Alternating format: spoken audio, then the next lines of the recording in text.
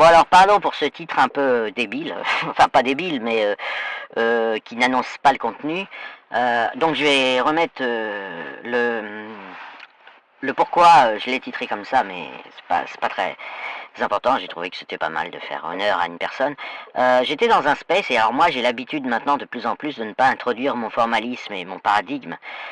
D'autant que ça prendrait une heure et que ce serait insupportable dans un space, et donc de penser que tout le monde connaît mes simplifications volontaires, enfin inévitables, je peux pas faire autrement, mais volontaires du coup, et j'ai surpris une personne qui s'appelle le docteur Fungi, que c'est un pseudo, je crois que j'ai déjà retweeté ses tweets et que je trouve intéressant, et puis que j'ai dû entendre dans les spaces de Renard Jaune, mais je sais pas du tout qui c'est à la base, hein, j'avais pas étudié, mais c'est quelqu'un de compétent.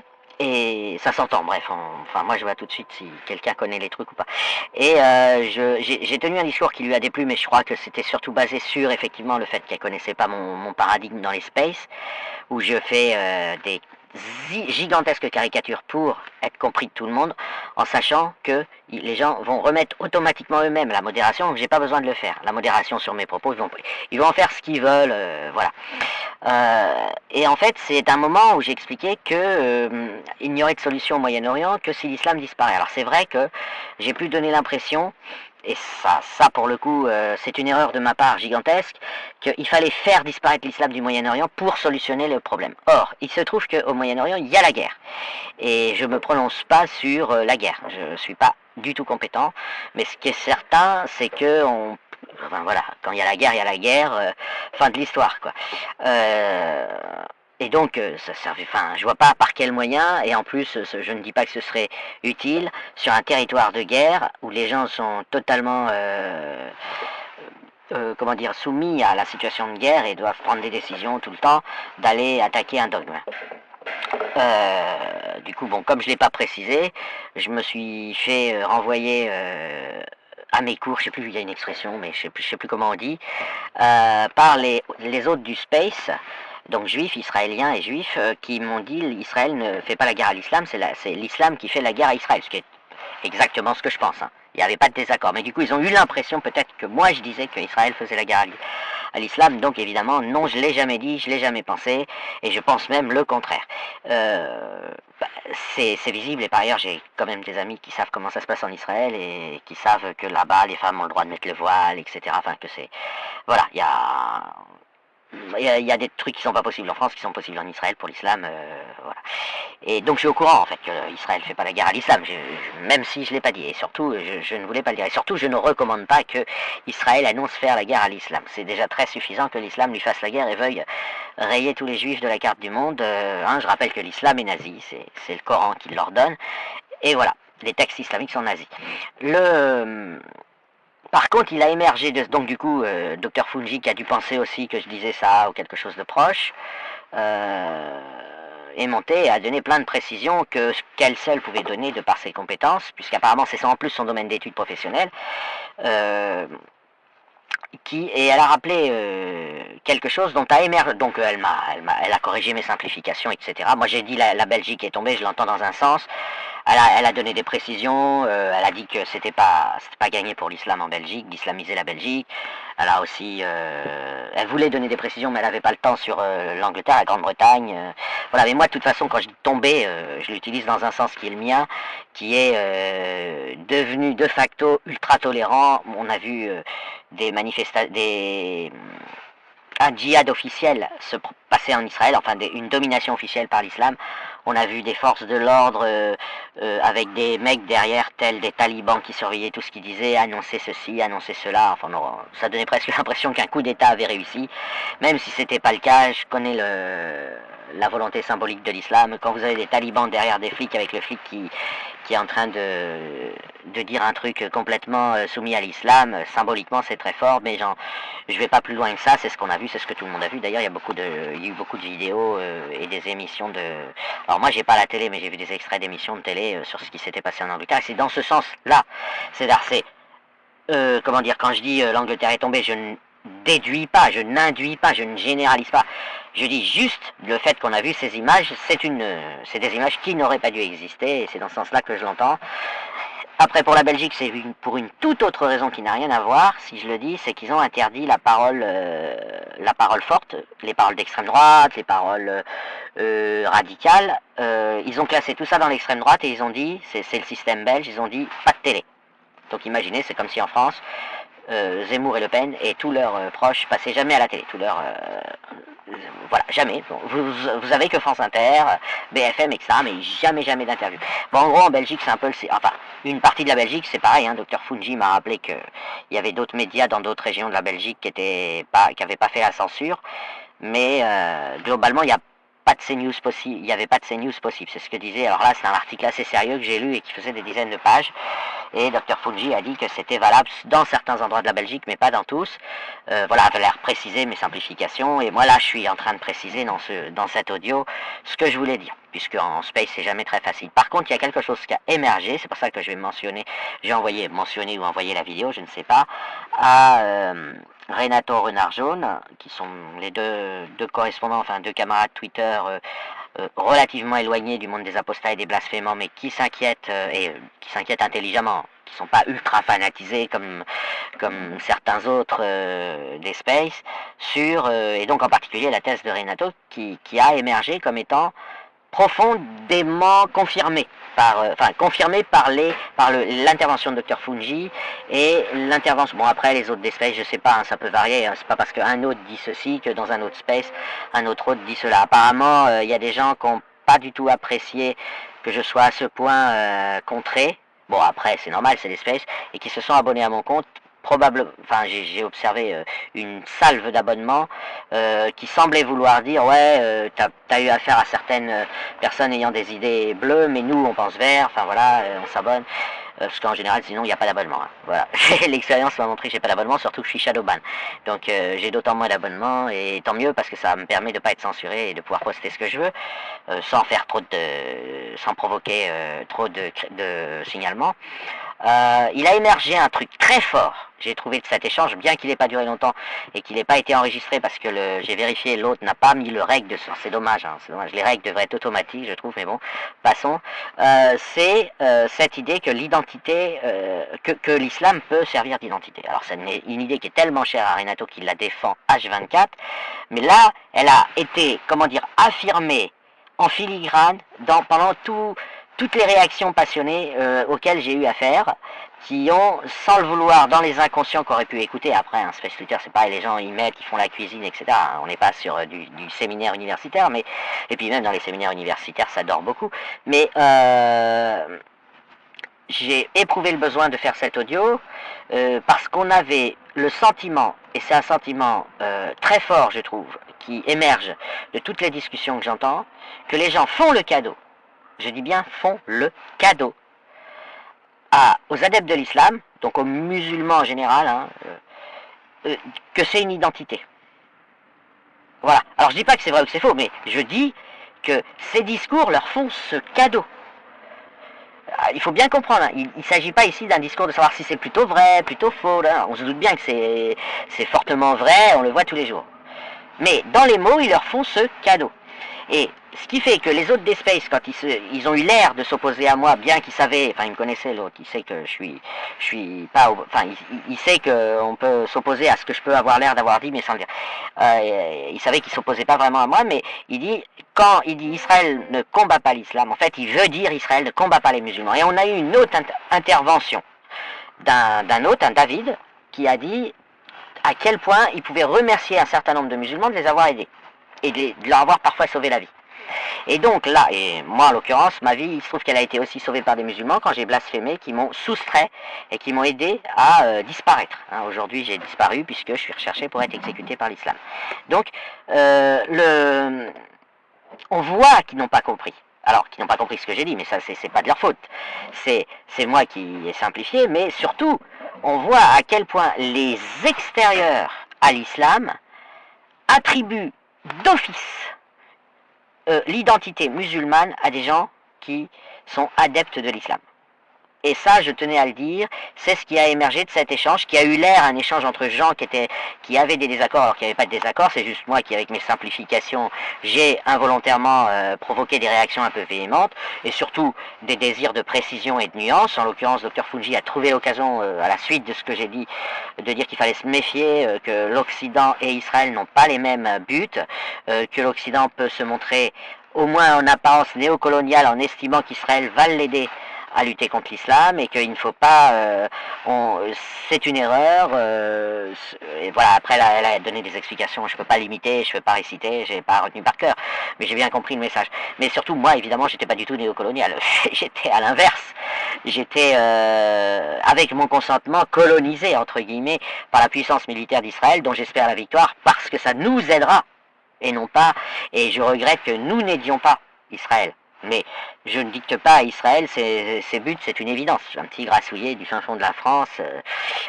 Si j'allais sur le terrain de bataille en 3 secondes, je meurs. Enfin, et voire même sans qu'on me tire une balle dedans, juste d'une crise cardiaque parce que je serais essoufflé, parce que je fume trop. Donc voilà. Mais c'est très intéressant de voir que il y a une offre automatique faite par des adversaires a priori. Alors je ne vais pas dire des adversaires de l'islam, mais des adversaires d'une certaine catégorie de gens, même si Titeuf m'a aidé et a mieux rebondi sur ce que j'ai dit pour le nuancer et le faire comprendre. Lui, il connaît mieux les interlocuteurs, ils se tutoyaient d'ailleurs, donc ils ont déjà échangé. Même malgré les précisions de Petit œuf, malgré moi aussi qui suis réintervenu quelques secondes pour dire bon bah on s'est compris, même si je simplifie un peu trop, ce qui a émergé, c'est réellement ce cadeau, j'insiste sur le mot cadeau. C'est une erreur qu'on fait en France, c'est une erreur qui a été faite ce soir, enfin une erreur, un désaccord avec moi, hein. Quand je dis une erreur, c'est de mon point de vue, c'est une erreur. Il faut travailler là-dessus, il faut travailler sur le fait que ça n'existe pas, l'identité musulmane. Il faut travailler sur le fait que l'islam, c'est avant tout une affirmation. C'est comme ça qu'il se fonde. C'est comme ça qu'il est discuté sur TikTok, sur Twitter, et c'est comme ça que les gamins sont détruits par les prédicateurs et par les guides et par ceci. Ils leur font croire qu'ils ont une identité, ce qui donne l'impression à l'enfant, aux jeunes, à l'ado, aux visiteurs de la mosquée, aux consulteurs du réseau social, que au fond, s'il apostasiait ou s'il ne pense pas que le Coran est la parole divine, il y a un bug avec son identité. Il trahirait une identité. Voilà, alors que pas du tout. Hein, je veux dire, si vous êtes platiste et que vous considérez que c'est une identité, il y a un problème. Parce que le fait que la Terre soit plate ou ronde n'a aucun rapport avec l'identité. Alors après, une fois qu'on a détruit une personne en lui faisant croire que son identité c'est de croire au Coran, elle va consécutivement à ça, enfin pas dans le temps, parce que ça se passe pas dans le temps de manière postérieure, mais elle va avoir des habitudes, c'est la thèse de Renato, elle va avoir des réflexes conditionnés, un mec il va taper sa femme, il va estimer être un dayout si elle téléphone à un autre monsieur, etc. Et ça, c'est identitaire. Il n'y a aucun doute là-dessus. De même, les forts problèmes sexuels des musulmans, c'est identitaire. Il n'y a aucun problème là-dessus. Mais cette identité seule, coupée de la superstition qu'on va en faire, si on y renonce, enfin en tout cas si on renonce au dogme, c'est-à-dire à l'orthodoxie, elle n'a plus de sens. Elle n'a plus aucun sens. C'est-à-dire que l'orthopraxie islamique n'est fondée que sur son orthodoxie, qui est une affirmation scientifique que le créateur de toute chose est l'auteur à la virgule près du Coran. Et presque de la Sunna, étant donné qu'ils ont un peu de la merde dans la tête. Hein. Enfin, que la doctrine a de la merde dans la tête, puisque voilà, ils vouent un tel... Et donc il faut que ce soit clair, ça. Si vous offrez aux gens, ils sont déjà malades. C'est là, ils ont déjà rangé dans les mauvais neurones, dans la mauvaise zone du cerveau, leurs croyances. On a tous à la naissance une zone où on met nos croyances. Et elle est faite pour ça. Elle est faite pour mettre la foi et les croyances. Dans son processus pathologique. Pathologie qui se voit à la surface de la terre entière. L'islam est une maladie mondiale. C'est un cancer mondial, qui est contesté par personne, sauf peut-être les musulmans. Un des éléments forts de cette maladie, c'est que pour éviter d'apostasie, parce que le problème de l'islam, contrairement à celui des autres religions, même bon, dire que l'islam est une religion, je suis pas d'accord, mais peu importe, on va dire, pour que je me fasse bien comprendre, le problème de l'islam par rapport aux autres religions, c'est les baisses de foi continuelles, qui sont normales, vu que c'est pas crédible. Voilà. J'ai déjà expliqué pourquoi dans d'autres vidéos, j'y renvoie. Et sur mon autre compte en plus, donc je vais mettre une vidéo sur... voilà, j'essaierai de mettre deux vidéos sur Twitter pour que vous ayez les compléments. La baisse de foi en islam, c'est un problème que doit vivre le musulman continuellement, et c'est comme ça qu'il tombe malade. C'est en luttant contre les baisses de foi, et qui devient en fait un radical. Mais même s'il ne devient pas radical, il est très très perturbé par cette lutte continuelle contre les baisses de foi qui provoque une automutilation intérieure qui le détruit, et qui en fait les malades qu'on sait. Ce processus, qu'est-ce que je voulais dire oui, lors de ce processus, pour se protéger de renoncer à ses croyances, c'est-à-dire pour se protéger d'apostasier, de ne plus croire à ce à quoi il croyait avant, il va changer de place dans la mémoire neuronale. Il va changer de place, ça veut rien dire, hein, je fais des images, les neurones, bon. Imaginez, voilà, vous avez un organisme avec des neurones, etc. Il va changer de place la croyance et la mettre dans des neurones qui sont consacrés à, on va appeler ça vite fait, comme ça, des savoirs. C'est-à-dire des trucs dont vous savez que vous pouvez toute la vie en être sûr, ça mange pas de pain. Ça veut pas dire certitude.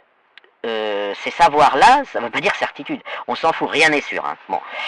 Simplement, c'est des parties de l'organisme, des savoirs qui n'ont pas besoin d'être soumis au doute. Pourquoi? Parce qu'ils sont d'une nature, c'est savoir où vous habitez, c'est savoir quelle est l'immatriculation de votre voiture quand vous mettez de l'argent dans le parc-mètre, c'est des savoirs pratiques.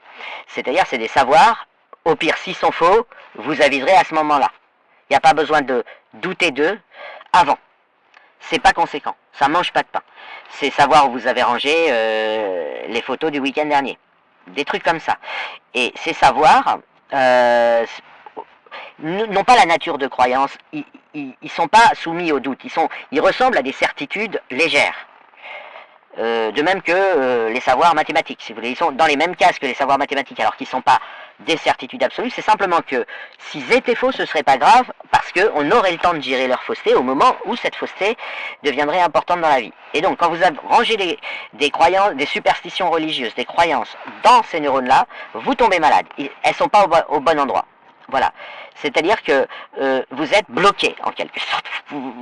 C'est comme si on vous découpait certains nerfs à certains endroits, vous ne pouvez plus lever le bras, vous ne pouvez plus voir certains trucs, vous ne pouvez plus voir certaines couleurs, comme quelqu'un qui fait un AVC.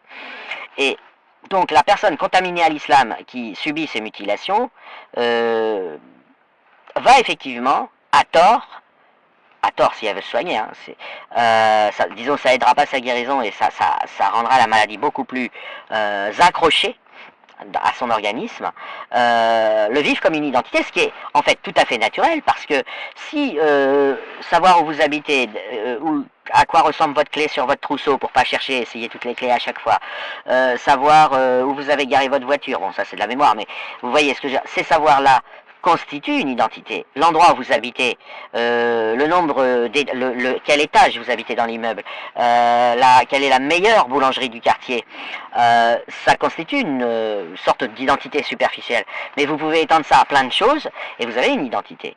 Et donc si vous alimentez des êtres humains, si vous caressez dans le sens du poil le fait que leur islam serait une identité, vous les détruisez, enfin vous les détruisez pas, vous les renforcez dans leur islam et vous aggravez le problème. C'est-à-dire vous les éloignez de l'apostasie. Et ça s'entend très bien, j'ai écouté des milliers de space, voilà, je débarque pas, je me suis pas dit tiens je vais faire une vidéo vite fait. Non, j'ai écouté des milliers de space, c'est, je vais pas dire aveuglant, c'est assourdissant de répétition. C'est une notion, c'est un constat robuste qu'on fait à travers tous les spaces, au point même que certains prédicateurs, certains influenceurs rappellent, ils disent je vous rappelle que nous devons analyser les choses selon le prisme de l'islam. Ils verbalisent un truc qui en réalité est une chose que s'ils étaient capables de ne pas de les analyser selon un autre prisme que celui de l'islam, tout irait déjà bien, on discuterait de dogme, on discuterait d'orthodoxie. En fait, il leur rappelle qu'il faut faire un truc alors qu'ils peuvent de toute façon pas faire autrement. C'est comme s'il disait, je vous rappelle que nous devons nous retenir de voler comme des oiseaux. Sous-entendu comme si les gens à qui il parle pouvaient voler comme des oiseaux. Et vous voyez, c'est très très perfide. Ils rappellent, donc eux ils sont d'accord, ils peuvent que dire oui, mais évidemment qu'on va analyser le problème sous le prisme de l'islam, mais évidemment, à la Wakbar. Voilà, et donc c'est extrêmement dangereux et je trouve ça très intéressant puisque c'est tellement dangereux et ce cadeau, si vous voulez, qu'on leur fait tout le temps et qu'on ne devrait pas leur faire, c'est un truc qui est théorisé par Renato, donc il vient d'un, je sais pas s'ils se connaissent, enfin je sais que Renard Jaune a déjà fait intervenir Dr Fungi en space, donc peut-être que Renato aussi. Peut-être que Renato aussi connaît Dr Fungi, je sais bien que Renato intervient dans les spaces de Renard Jaune, mais c'est marrant que Renato ait théorisé complètement cette identité comme étant, comme si le cadeau qu'il leur est fait il le mérite. Non, justement, toute la question, elle est là. Elle est de, si vous voulez, tout est sur le statut de la maladie, de la, voilà, du westpalisme. Alors je sais bien que pour certains militants, l'idée c'est de les virer de France et qu'ils fassent ce qu'ils veulent ailleurs. Mais moi c'est pas mon point de vue. Moi je suis pas sur franco-français ou même européen. Vous avez un gros problème. Et nous avons tous un gros problème avec cette monstruosité pathologique. Et appliquer un westpalisme, c'est-à-dire leur faire un cadeau qui revendiquent sans même savoir qu'ils le revendiquent, parce que chez eux c'est automatique, je suis musulman, ils le disent comme une identité, mais quand on discute, on passe à l'orthodoxie, hein, on passe à, oui non, Allah a dicté le Coran, ça c'est pas identitaire, parce que c'est pas l'identité qui fait que Allah a dicté le Coran, c'est pas ton identité. Eh bien, vous figez tout. Vous les empêchez d'apostasier, parce que vous reconnaissez l'anomalie même, elle-même, du changement de place dans l'organisme. Et là, j'en profite pour dire, puisque je connais, Renato dirait oui, mais il faudrait une identité alternative. Mais c'est pas une identité alternative qui fait que tu remets une croyance dans la zone des croyances. L'identité, elle va faire que tu tapes ta femme, elle va pas faire que tu crois que Allah a dicté le Coran. Tu vois. Et une fois que Allah n'aura pas dicté le Coran, tu vas prendre la responsabilité de taper ta femme, même si tu continues de la taper pour raison identitaire. Tu vas, même si tu as la culture du viol, parce qu'en islam il n'y a pas de consentement féminin, donc le viol est automatique, donc ils ressentent rien, pour eux c'est naturel de violer, en moyenne, hein, il y a des musulmans civilisés, mais voilà, c'est une autre question. Ils vont peut-être continuer de violer, mais ils pourront plus te répondre, mais se répondre à eux, que Allah l'autorise. Et tu vois, ça va pas, là je dis tu parce que je m'adresse à la théorie de Renato, à un Renato abstrait. Ça va pas résoudre tous les problèmes, mais on va pas résoudre le problème avec une seule solution. Mais offrir l'identité, alors que c'est le problème d'après. C'est-à-dire, c'est pour, tu vas pas, voilà, je veux dire, désolé, mais quelqu'un qui croit que Allah a dicté le Coran, il n'y a aucune avancée possible. Ça justifie son identité, ça l'installe, ça. Voilà, elle est posée là, et en plus, il a l'accord d'Allah, et en plus, il est un être supérieur face aux mécréants, puisque les mécréants, ils pensent pas qu'Allah a dicté le Coran. Voilà ce que je veux dire. C'est vraiment important, parce que l'identité, c'est important, mais l'identité mexicaine, l'identité du truand mexicain, qui l'amène à découper vos organes et à les vendre 300 000 euros, en vous tuant et en cachant votre corps, c'est une identité. Mais Allah l'autorise pas, Dieu l'autorise pas. Il n'a pas la bénédiction, la caution divine. Il sait qu'il est un bandit. Identitairement, peut-être qu'il aura du mal à s'empêcher d'attraper des gens pour leur découper les organes pour les revendre. Les solutions doivent être autres, mais taper fort, comme a fait le Salvador par exemple, et du coup taper de manière injuste, il faut assumer la part d'injustice qui est la conséquence de taper fort, c'est-à-dire ce sont des situations entre la guerre et la paix, et c'est horrible, c'est un cauchemar, puisque vous risquez de taper sur des innocents sans le savoir, ce qui est complètement assumé en temps de guerre, mais ce qui n'est pas assumé du tout en temps de paix, et entre les deux, voilà, c'est le grand débat sur les dictatures, la démocratie, etc. Mais il faut bien comprendre qu'avec l'islam, vous avez un verrou préalable qui est l'orthodoxie, c'est-à-dire l'affirmation, ce que j'appelle une affirmation scientifique, c'est-à-dire un truc pour lequel on peut dire que c'est vrai ou que c'est faux, éventuellement qu'on ne sait pas, mais en tout cas, qui ne dépend pas de ce que vous faites. Voilà.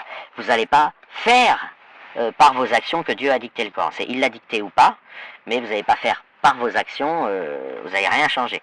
Et donc, ces éléments orthodoxiques sont, c'est pas qu'ils sont plus importants, moins importants, etc. C'est qu'ils sont une condition absolument nécessaire à résoudre, ça à lever, il faut faire apostasier les gens, si vous voulez résoudre le problème si vous voulez éradiquer l'islam. Par ailleurs, j'affirme, et ça ne regarde que moi et on peut ne pas être d'accord, on ne s'en sortira pas sans éradiquer l'islam. En l'an 2100, l'islam aura exterminé 1 milliard de fillettes. Entre aujourd'hui et 2100, l'islam aura exterminé 1 milliard de fillettes. Ce sont des faits, ce sont des données brutes, et c'est un débit qui est égal à 30 fois la somme totale de tous les autres génocides et massacres de l'histoire humaine hors islam. C'est-à-dire que l'islam à lui tout seul fait 30 fois ce que tous les autres ont fait en monstruosité. Donc, bon, moi, après, ceux qui rêvent de garder l'islam, de continuer d'autoriser l'islam, d'y voir quelque chose de pas très grave. Je ne parle pas des réformistes de l'islam. Réformer l'islam de l'intérieur ou le supprimer, c'est pareil, je fais pas ces nuances-là, voilà, c'est pas...